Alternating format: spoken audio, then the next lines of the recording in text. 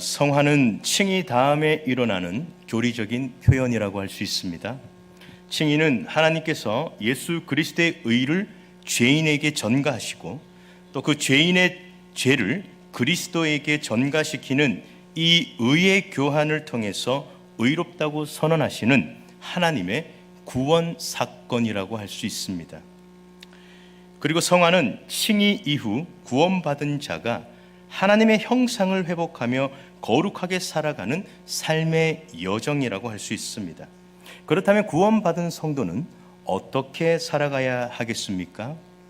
그 구원의 목적대로 거룩하고 의롭게 살아가야 한다는 것, 우리가 한 번쯤은 들어보셨을 겁니다. 그 삶을 성화라고 말할 수 있는데 웨스트민스터 소교리 문답 제35문은 이렇게 기록하고 있는데요, 제가 질문하면 여러분들께서는 답하시면 되시겠습니다. 성화는 무엇입니까?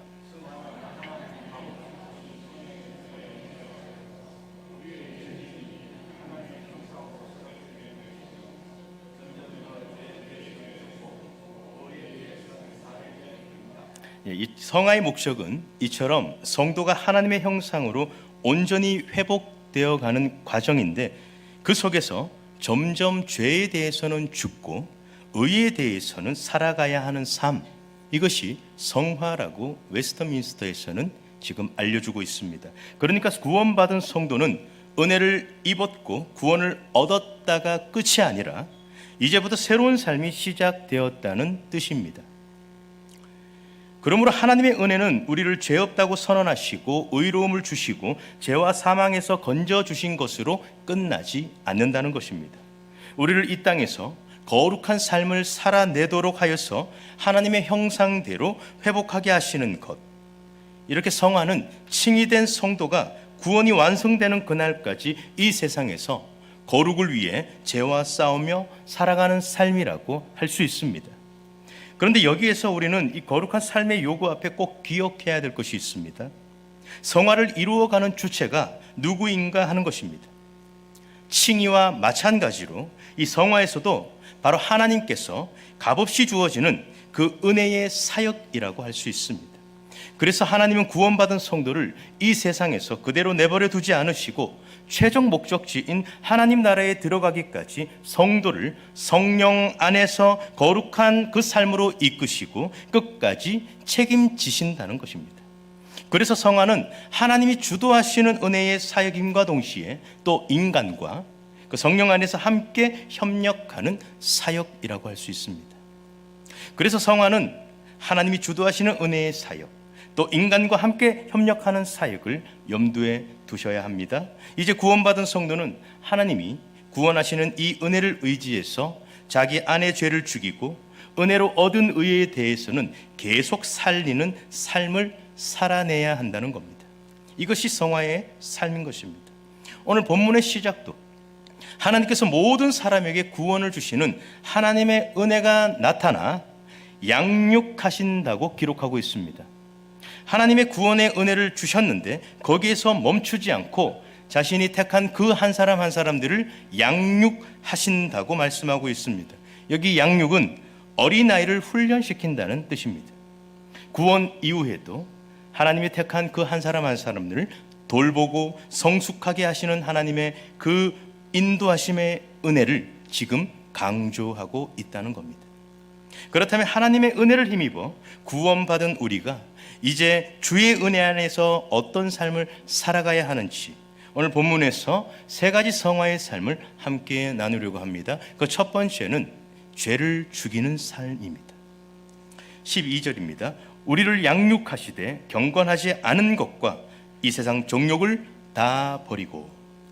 바울은 디도를 통해서 구원받은 백성이 버려야 할 것 두 가지를 강조하고 있습니다. 경건하지 않은 것과 정욕이라고 합니다.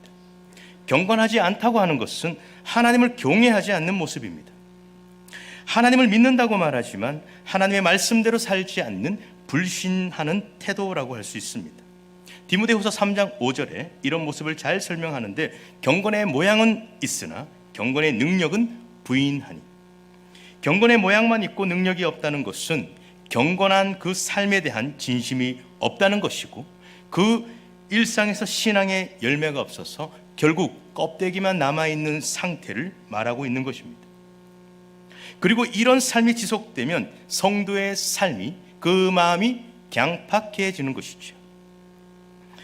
그 강팍한 모습은 고의적으로, 의도적으로 하나님께 불순종하고 자기가 옳은 대로 자기 마음에 더 좋아하는 것을 선택하면서 살아가는 모습으로 나타나게 되는 것입니다. 이것과 지금 짝으로 나열되어 있는 단어가 바로 정욕이라고 기록하고 있죠. 정욕은 충동과 욕망을 의미하는 단어입니다. 쉽게 말하면 성적인 욕망, 그리고 세상 물질에 대한 욕망, 다른 사람보다 더 높아지고 싶어하는 욕망, 그런 것들을 통해서 자기를 채우고 드러내고 싶어하는 충동들이 성도의 삶을 유혹하면서 찾아오게 되는 것입니다. 그런데 성경은 그 정욕을 분명하게 사랑하라는 것이 아니라 사랑하지 말라고 경계하고 있습니다. 요한 1서 2장 15절 16절입니다. 한 목소리로 같이 읽도록 하겠습니다. 시작. 이 세상이나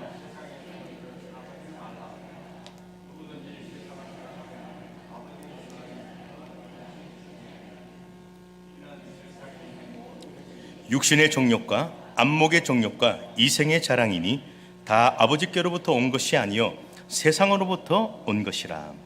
이런 세상의 정욕과 자랑은 하나님으로부터 온 것이 아니기 때문에 취해서는 안 된다고 말씀하고 있습니다. 그 정욕과 자랑이 가득한 그 중심에는 하나님이 그 가운데 계실 수 없기 때문에 사랑하지 말라고 지금 분명하게 경고하고 있는 것입니다.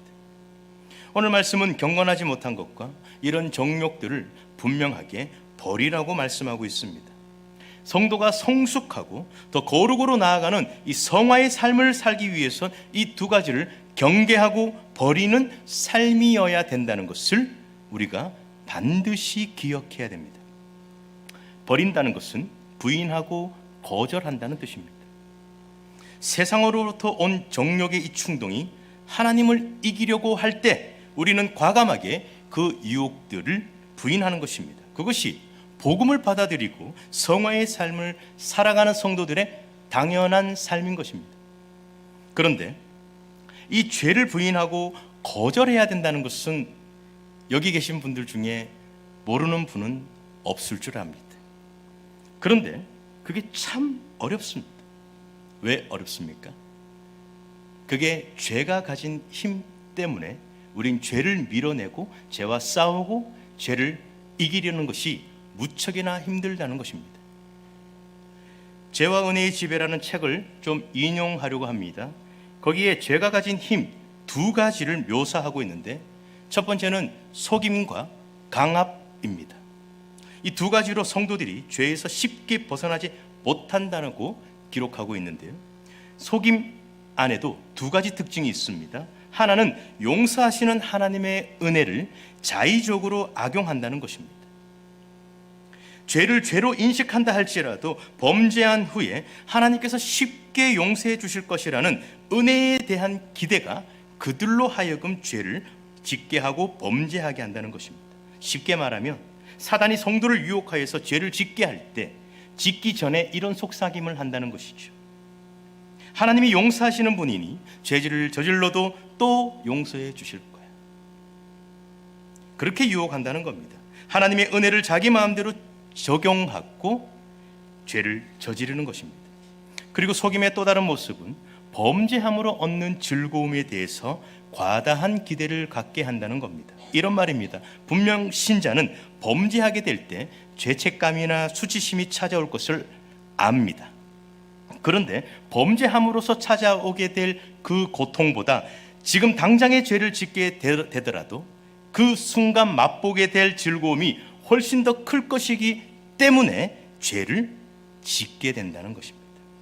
이렇게 하나님의 은혜를 악용해서 죄를 저지르는 것과 또 다가올 죄책감보다 당장의 즐거움이 더 중요하다고 속이는 이 죄의 유혹 때문에 신자들을 믿음의 삶에서 이탈시켜 죄에 빠뜨려 버린다고 지금 그 책에서는 인용하고 있습니다. 그리고 죄가 가진 힘 두 번째는 속임 다음에 강압입니다. 여기에도 두 가지를 설명하는데 하나는 죄에 대한 집착입니다. 죄의 욕구가 그 실행으로부터 멀어지지 않으려고 하는 마음의 집착을 말하는데, 이것은 죄의 욕구를 유지함으로써 느끼는 은밀한 마음의 즐거움과 죄를 실행함으로써 주는 즐거움 때문에 죄악을 멈추지 않으려고 한다는 것입니다. 좀 어렵죠? 이건 이렇게 설명드릴 수 있습니다. 누구도 죄를 지을 때는 자신의 마음이 괴로워서 죄를 짓는 사람은 아무도 없다는 것입니다. 모두가 죄를 지을 때는 그 죄가 주는 은밀한 즐거움과 쾌락 때문에 죄를 짓는 것입니다. 그 죄를 상상하고 또 그 실제로 죄를 지을 때 찾아오는 순간의 즐거움 때문에 죄를 짓게 되는 것인데, 그 죄가 주는 즐거움이 죄에 대해서 더욱 집착하게 만든다는 것입니다. 그리고 죄의 힘 강압, 여기도 두 가지 특징이 있다고 했는데, 첫 번째가 아까 집착이었고, 두 번째는 두려움입니다. 두려움. 성도가 죄의 욕구를 거절하거나 죄의 실행을 그쳤을 때 찾아올 미래에 대한 두려움을 말합니다. 보통 죄 가운데 있는 성도들은 하나님과 멀어지고 등졌기 때문에 그 마음에 찾아오는 수치와 자책감이 있습니다. 그런데 죄와 가까워져 있을 때는 그 자책과 두려움에서 멀리 벗어날 수 있기 때문에, 그래서 두려움을 느끼기 싫어서 더 죄에 가깝게 지내고 더 죄를 짓고 죄에서 떠나지 않으려고 한다는 것입니다.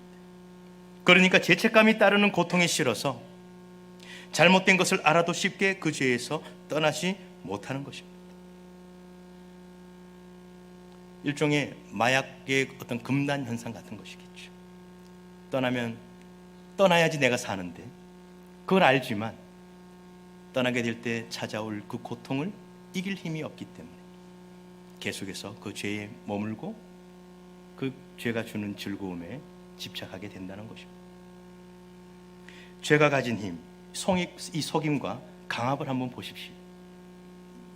죄가 주는 달콤함으로 신자에게 죄를 짓게 합니다.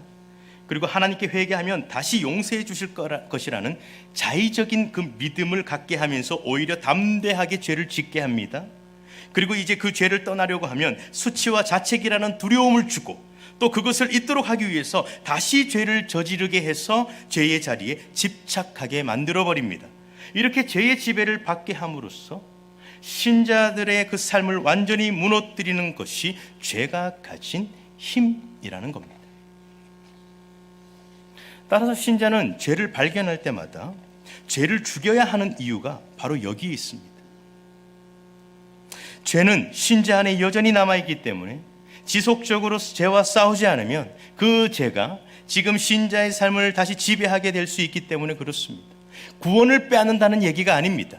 구원받은 그 신자의 삶을 완전히 무너뜨리기 때문에 신자 안에 남아있는, 잔존해 있는 그 죄와 싸워야 된다는 것을 지금 말씀드리고 있는 것입니다.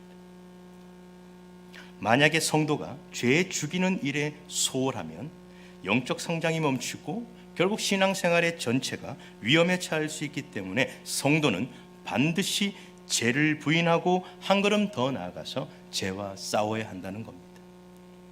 그래서 우리가 죄를 죽이기 위해서 먼저 우리 안에 어떤 죄가 지금 도사리고 있는지, 어떤 죄에 넘어지고 쉽게 유혹을 받는지, 이런 것들을 면밀히 살펴봐야 하는 것이 사실 신자의 삶 가운데, 신앙생활 삶 가운데 하나여야 된다는 겁니다. 앞서 말씀드린 대로 하나님께 불순종하고 경건하지 못한 삶과 정욕에 빠진 모습들이 있다면 살펴볼 수 있어야 하는 것입니다. 그리고 정욕에 사로잡혀 있다면 그 탐심과 욕망의 자리에서 떠날 수 있도록, 죄의 유혹에서 이길 수 있도록 하나님께 기도하면서, 그리고 성령님께 의지하면서 그것을 탈출해야 한다는 것이죠. 그래서 유혹의 자리에 있다면 얼른 피하는 게 상책입니다. 유혹은 그냥 받지 않습니다. 그 죄가 자랄 수 있는 환경과 상황이라는 그 뿌리 안에서 유혹을 받기 때문에 그렇습니다. 예를 들면 담배를 끊겠다고 결단했다면 어떻게 해야 됩니까? 담배를 사지 않아야 되죠. 흡연의 자리로 가지 않아야 되는 것이고, 갑자기 어디에선가 느껴지는 그 담배 냄새, 간접 흡연의 그 자리에서 냄새를 맡았다면 어떻게 됩니까? 계속 킁킁거리면서 맡아야 됩니까? 아니죠. 떠나야 되는 것입니다. 제 얘기가 아닙니다. 뿌리를 잘라야 죄가 더 이상 자라지 않는다는 것입니다. 지금 이 자리에 계신 성도님들 중에도 이런 죄의 유혹과 싸우고 계신 분들이 있을 줄 압니다. 잘하고 계신 겁니다. 죄와 싸워야 되는 것입니다. 그게 성화의 삶을 살아가는 성도의 모습입니다. 그런데 혹시 아직 죄의 자리에 머물러 있거나 싸울 힘이 없어서 회복할 수 없을 만큼 무너진 분들이 계실까요? 그런 분들에게는 우리 하나님의 은혜가 있다는 것을 믿으시고 다시 싸우시기를 원해요. 하나님의 은혜는 구원하신 것에만 미치는 게 아니라고 말씀을 드렸습니다. 하나님의 은혜는 우리를 양육하셔서 우리의 모든 경건하지 못한 모습과 정욕을 버리게 하실 힘도 주실 줄 믿습니다. 그러니 하나님의 은혜를 믿으시고 우리가 머무르고 있는 그 죄의 자리에서 일어나서 다시 은혜의 자리로 인도해 주시기를 간구하는 저와 여러분들이 되시기를 주님의 이름으로 축복합니다. 그러면 우리를 양육하시는 하나님의 은혜가 그 결단 속에 부어질 줄 믿습니다. 그 은혜를 신뢰하고 의지해서 끝까지 죄와 싸워 성화의 삶에서 늘 승리하시는 우리 모든 성도님들이 되시기를 주님의 이름으로 축복합니다. 두 번째는 은혜를 붙드는 삶입니다. 12절 하반부인데요, 신중함과 의로움과 경건함으로 이 세상에 살고. 하나님은 우리에게 경건하지 않는 것, 지금 정욕을 버리라고 했다면 이제는 반대로 취해야 될 것을 알려주고 있습니다. 바로 신중함과 의로움과 경건함입니다. 여기 신중함은 진리 안에서 묵상하면서 옳고 그름을 판단해서 행동하는 것을 의미합니다. 그래서 성도는 무분별하게 살아가는 것이 아니라 항상 우리에게 주신 이 말씀을 비추어서 그 속에서 신중하게 분별하며 행동해야 된다는 것입니다. 그리고 의로움은 하나님과 바른 관계를 의미합니다. 그러나 더 나아가서는 하나님과 바른 관계 안에 있는 우리가 또 이웃들과 바른 관계를 맺으며 살아가야 한다는 것도 포함하고 있습니다. 그리고 경건함은 하나님에 대한 경외와 충성심 같은 태도를 말하고 있습니다. 중요한 것은 하나님의 은혜로 구원을 받은 성도는 이제 새로운 삶을 살아갈 능력을 부여받았다는 사실입니다.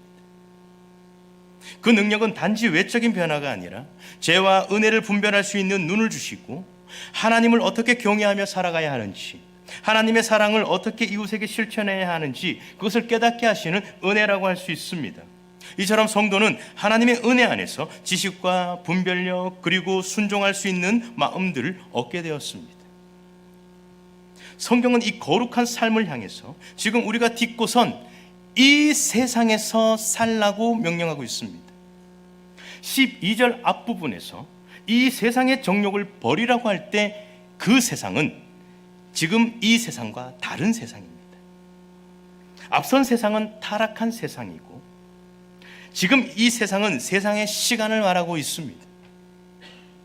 그러니까 이 세상은 지금 주어진 현재의 시간, 언젠가는 끝날 시간을 포함하고 있습니다.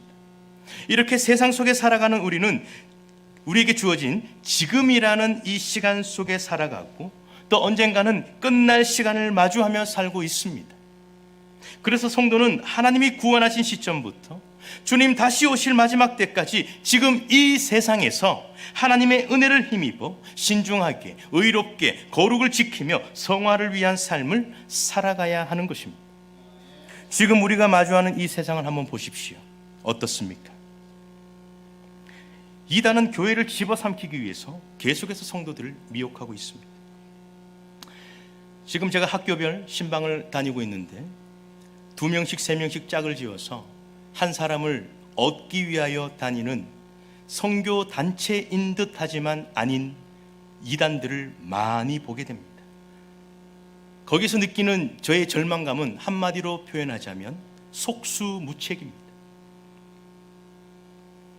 남학생에게는 여학생이 먼저 접근하여 번호를 묻고 무언가를 상담하고, 한 여학생에게는 남자가 먼저 접근해서 함께 이야기를 나누며 전화번호를 받아가고 연락을 하게 됩니다. 선교단체 안에도 많은 이단들이 있다고 아이들 입에서 이야기를 하는 것을 보고 제가 그때 느껴야 했던 절망감과 속수무책이라는 것을 참 힘겹게 받아들였던 지지난주의 시간들이 있었습니다. 이렇게 미혹함이 많은 시대에 저희가 살고 있습니다. 교보문고 앞에만 한번 가보십시오. 나오는 아이들을, 나오는 젊은 대학생들을 그저 둘러싸서 그들의 그 미혹하는 언어로 데려가려고 하는 그 손길들을 보고만 있었던 제 자신이 참 힘겨웠던 시간이었습니다. 그리고 특별히 세상의 문화는 점점 타락하여서 도덕과 윤리의 기준이 애매모호해지고 있습니다. 무엇이 옳고 그른지를 말하기가 참 어려운 시대에 살고 있습니다. 또 요즘 좀 됐습니다만 젊은 세대들 취업하기 힘들고 결혼하기가 힘들고 모든 것을 그냥 포기하며 산다는 기사를 읽은 적이 있습니다. 어떤 기사 제목은 일할 생각이 없어서 그냥 쉬고 있는 청년 44만 명, 이런 기사도 제가 봤습니다. 저는 사실 44만 명 청년이 걱정되는 것이 아니라 이런 세상의 메시지 앞에 그리스도를 따르는 청년들이 영향을 받을까 걱정이 되었습니다. 엘리트 대학교의 학생들이 마약 파티를 열고 쾌락을 쫓아 살아가고 앞이 보이지 않아서 모든 것을 포기하며 마음대로 살자는 이 세상의 악한 메시지 앞에 우리는 절대 동의해서는 안 된다는 것입니다. 성화는 이런 세상을 분별하면서 악을 거부하면서 살아내는 삶을 포함하고 있는 것입니다. 그러나 기억할 것은 혼자 살아내는 것이 아니라 하나님의 은혜 안에서 사는 것입니다. 하나님이 함께 하시면 우리를 이기게 하시고 우리에게 복을 주시고 우리를 통해 반드시 승리하게 하실 것을 믿으면서 살아내는 것이죠. 우리가 일상에서 거룩하게 살아간다는 것은 우리만을 위해서가 아닙니다. 우리 성도의 거룩한 일상은 교회와 세상과 그 다름을 보여주는 일이고 그 다름을 통해서 교회의 선한 영향력을 나타내고 동시에 거룩하신 하나님을 세상에 온전히 드러내는 일이 되기도 하는 것입니다. 이것이 우리의 거룩을 통해 드러나는 영향인 것이죠. 이것이 바울이 말하고 싶어 하던 내용 중 하나였습니다. 오늘 디도서는 당시 그리스 연안의 큰 섬이었던 그레테 섬이라는 곳인데 바울이 가정교회의 질서를 회복하기 위해서 디도에게 쓴 편지가 이 디도서입니다. 특별히 이 크레테의 문화는 타락이 심했습니다. 이 섬의 많은 남성들은 돈을 많이 주는 사람들에게 고용되어서 용병이 많이 있었고 도시는 폭력으로 위험했고 성적 타락이 심했다고 그 문헌들에 기록되어 있습니다. 그리고 어떤 거짓된 종교 지도자들로 인해서 교회가 타락하고 변질되기 시작했고 그로 인해서 성도들의 가정과 삶과 이 모든 것들이 무너지게 된 것입니다. 그래서 바울은 디도를 통해서 각 직분과 다양한 계층들에게 실제적인 삶의 지침을 교훈하게 되는 것인데 오늘 읽었던 앞본문 2절부터 10절입니다. 좀 길지만 제가 원래 같이 읽지는 않겠습니다만 오늘은 우리 한 목소리로 조금 길지만 조금 함께 읽도록 하겠습니다. 2절부터 10절입니다. 시작.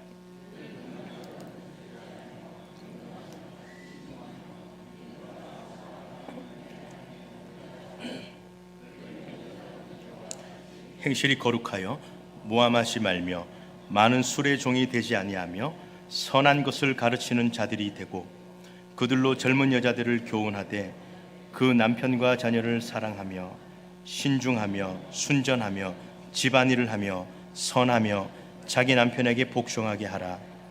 이는 하나님의 말씀이 비방을 받지 않게 하려 함이라.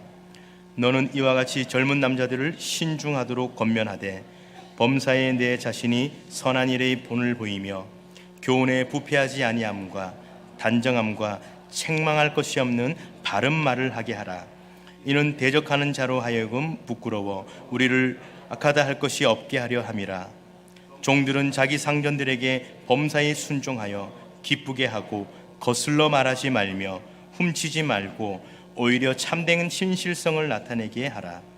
이는 범사에 우리 구주 하나님의 교훈을 빛나게 하려 함이라. 아멘. 자, 바울은 나이가 지긋한 남자와 여자, 그리고 젊은 남자와 여자, 그리고 종들에게 권면하고 있습니다.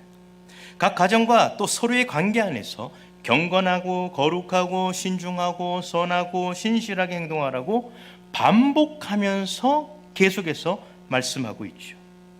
복음은 이처럼 타락한 세상과 다른 삶을 요구하고 주변의 모든 문화와 다른 새로운 삶의 원리를 요구하고 있는 것입니다. 중요한 건 이렇게 신중하고 분별하면서 거룩한 삶을 살아내야 하는 이유를 우리에게 지금 분명하게 보여주는데요. 5절, 8절, 10절인데요. 그냥 눈으로 따라 읽으시면 되시겠습니다. 5절 후반입니다. 하나님의 말씀이 비방을 받지 않도록 하기 위함이라고 기록되어 있고, 8절 후반입니다. 우리의 대적으로부터 우리가 악하다 할 것이 없도록 하기 위함이라고 말씀하고 있고, 10절 후반입니다. 하나님의 진리의 말씀이 빛나게 하기 위함인데, 이것은 세상을 향해서 설득력을 얻도록 하기 위해서 우리가 이 세상에서 신중하고 경건하고 선하고 거룩한 삶을 살아내야 된다는 것입니다. 개인과 교회 공동체가 서로 부지런히 거룩을 실천하면서 세상을 다르게 살아낼 때 세상을 향해 기독교의 선한 영향이 흘러 들어가게 된다는 것을 말씀하고 있는 것입니다. 그렇다면 우리도 하나님이 주신 이 은혜를 따라서 우리 공동체, 우리 가정과 이런 모든 곳에서 먼저 거룩한 삶을 실천해 갈 때 우리를 통해서 하나님의 은혜가 우리 교회 공동체와 지역과 사회 속으로 흘러넘치게 될 줄 믿습니다. 이 성화의 삶을 저와 여러분들이 먼저 실천할 수 있게 되기를 주님의 이름으로 축복합니다. 마지막, 성화의 삶 어떻게 살아가야 되냐면 완전한 구원을 기다리는 삶입니다. 13절입니다. 복스러운 소망과 우리의 크신 하나님 구주 예수 그리스도의 영광이 나타나심을 기다리게 하셨으니, 우리 복스러운 소망과, 여기 복스러운 소망과 예수 그리스도의 영광이 나타난다는 것은 그리스도의 재림을 지금 의미하는 것입니다. 성도들은 하나님께 은혜로 구원 얻은 것뿐만 아니라 이제는 예수님의 재림에 대한 소망도 가지며 살게 되었다는 것을 말씀하고 있는 것입니다. 이 재림은 그리스도가 오심으로 모든 성도들을 최종적으로 구원하시고 영화롭게 하실 날을 의미하는 것입니다. 한마디로 완전한 성화가 이루어지는 날, 그때가 그리스도의 재림의 날이죠. 혹시 성도가 완전한 성화가 일어난다면 어떻게 될지 한번 생각해 보셨습니까? 세 가지로 좀 짧게 설명을 드릴 수 있는데, 먼저 우리는 하나님과 함께 있게 됩니다. 특별히 육체로 계신 예수님을 보면서 삼위 하나님을 온전히 누리게 된다는 것입니다. 그리고 우리의 죄악된 본성에서 완전히 해방될 것입니다. 우리를 지배하려는 죄와의 싸움이 끝나고 영원한 안식과 평안을 얻게 된다는 것입니다. 우리 본성에서 완전히 해방된다는 이 대목에서 묵상이 좀 됐습니다. 가끔 교회 안에서 우리 서로가 사람 때문에 좀 상처가 될 때 있으시죠. 교회를 다니고 예수를 믿는다고 하는데 왜 저런 성격이지 하는 분들 만날 때가 있습니다. 물론 우리가 그런 가시 있는 사람들일 수도 있다는 것을 꼭 염두에 두셔야 됩니다. 그런데 중요한 것은 우리 안의 부족함과 모남과 연약함들도 마지막 날에는 모두가 예수님의 성품으로 온전히 완성된다는 것입니다. 그러니 서로의 부족함들은 조금 더 너그럽게 받아주시고, 또 이 세상을, 그리고 우리 공동체 안에서 조금 더 여유롭게 신앙생활을 할 수 있게 된다는 것입니다. 따라서 성화를 이해하면 교회의 생활이 좀 너그러워지고 재밌어지는 것이죠. 바로 성화 안에서 나를 이해하고 성화 안에서 또 성화되고 있는 지체들을 보고 있기 때문에 그렇습니다. 지금 자신에게나 타인에게서 실망하고 분노할 때 있지만 그때 다시 성화라는 안경을 딱 쓰고 나와 우리 성도들 또 지체들을 바라보게 된다면 나도 상대방도 결국 마지막을 소망할 수밖에 없게 된다는 것, 이것을 기억하셔야 되는 것입니다. 그러니 사람 때문에 너무 실망하거나 너무 상처받지 마십시오. 우리 모두는 성화되고 있는 자들이기 때문에 그렇습니다. 그렇게 완전히 성화되면 우리에게 일어날 마지막 단계, 그것은 하나님의 형상으로 온전히 회복된다는 사실입니다. 하나님과의 완전한 관계가 회복되고 하나님의 온전한 통치를 받으면서 평안과 안식 가운데 누리며 살게 된다는 것입니다.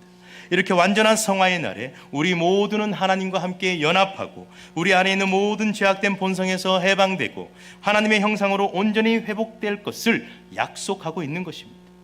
그래서 이 세상에서 재림을 바라보는 우리는 바로 이 사실을 이루어질 것을 소망하고 기대하며 기다리는 것이 저와 여러분들의 삶인 것입니다. 우리 모두는 저 천국을 바라보면서 이미와 아직의 그 경계에서 아슬아슬하게 살아가는 자들이 저와 여러분들입니다. 구원을 받았지만 완전한 구원에 이르기까지 그 중간 이 세상이라는 곳에서 지금이라는 현재를 살아가는 자들이 저와 여러분들인 것입니다. 우리 안에 있는 죄로 매일 넘어지고 또 성도라는 거룩한 정체성이 무너지고 그런 연약한 모습 때문에 서로 상처받고 실망할지라도 다시 오실 그리스도의 재림을 기다리며 소망할 때 우리는 이 모든 것을 넉넉히 견디고 이기게 될 줄 믿습니다. 로마서 8장 30절에 보시면 또 미리 정하신 그들을 또한 부르시고 부르신 그들을 또한 의롭다 하시고 의롭다 하신 그들을 또한 영화롭게 하셨느니라. 아멘. 하나님은 오래전 우리 한 사람 한 사람을 주님의 그 기쁘신 뜻 안에서 부르셨습니다. 그리고 값없이 의롭다고 여겨주셨습니다. 그리고 우리 모두를 영화롭게 하실 거라는 확실한 약속도 주셨다는 겁니다. 우리에겐 이 찬란하고 아름답고 복된 약속이 있기 때문에 마지막에 완성될 그 영화로운 삶을 기대하면서 이 삶을 소중하게 여기며 걸어갈 수 있게 된 것입니다. 말씀을 마무리하려고 합니다. 구원받은 이후 우리 성도의 삶은 매우 분명합니다. 자신 안에 발견된 죄를 죽여야 되는 것이고 또 주신 은혜를 따라 날마다 거룩을 실천하고 그리고 완성될 성화를 꿈꾸면서 기대하는 삶, 그것이 저와 여러분들이 걸어가야 할 삶인 것이죠. 이런 성화를 위해서 애쓸 때 나를 먼저 변화시키게 될 것이고 또 우리 주변으로부터 기독교의 이 놀라운 진리가 빛나게 될 줄 믿습니다. 여기 계신 우리 모두가 다 다르게 성화가 시작되었을 겁니다. 그리고 또 다 다르게 마칠 것입니다. 그러나 분명한 건 하나님의 은혜가 우리를 양육하셔서 그리스도의 재림을 기다리는 이 시간 속에서 끝내는 완성에 가실 것을 믿기 때문에 우리는 오늘도 기쁨으로 성화의 이 삶을 걸어가야 한다는 것이죠. 오늘 이 말씀을 기억하시면서 하나님의 은혜 안에서 날마다 거룩해지고 성장해 가시는 우리 모든 서연의 귀한 성도님들이 되시기를 주님 이름으로 축복하고 소망합니다.